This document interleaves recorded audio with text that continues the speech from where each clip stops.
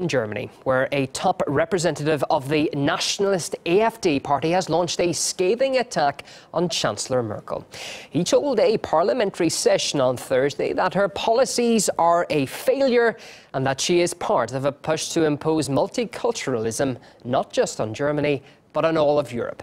Peter Oliver has been following developments for us. Finger pointing and a walkout by the Chancellor. Is this the new normal of German politics? It was a very heated session in the Bundestag on Thursday morning here in Berlin.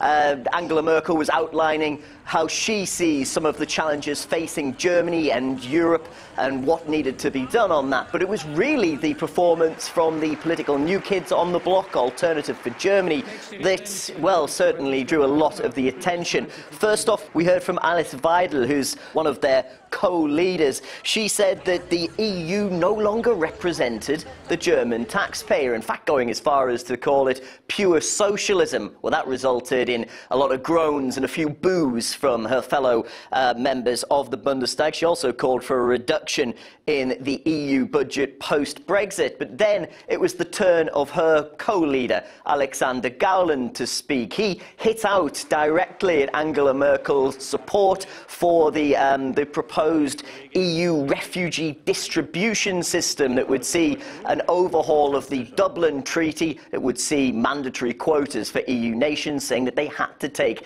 set amounts of refugees. Countries want to decide for themselves who they take in. There is no national duty with regard to multiculturalism, and this last remark goes especially to the Greens here.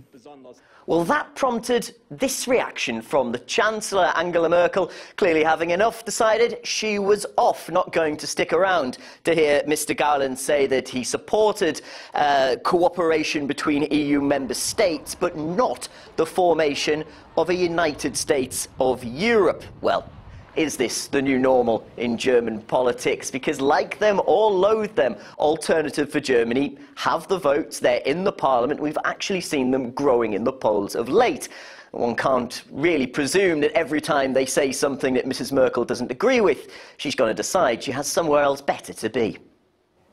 Well, it has been an eventful day in the German parliament. Shortly after the incident that Peter was describing, their MPs clashed during a debate on banning the veil, proposed by the nationalist AfD party. Burqa is the oath for the manifestation of Islamic culture. The tolerance of women being veiled would be a fateful sign that our constitutional state is falling back under the cultural colonization of radical Islam. Our fundamental values adhere to people who are free and equal. The full covering is a signal that there isn't a will to participate in our open society. Dear colleagues, a wolf in sheep's clothing sits in our Bundestag. This proposal isn't motivated by these stated reasons, but rather, as the applicant has already claimed to the press before we had it on our desks, and how it's just been confirmed to be, as a measure against the cultural colonization. If your proposal is successful, the women who are up until now forced by their families and husbands only to leave the house while fully covered would in the future no longer be able to leave the house at all. Therefore, you're not helping these women. Rather, you're robbing them of the last morsel of freedom and participation in our society.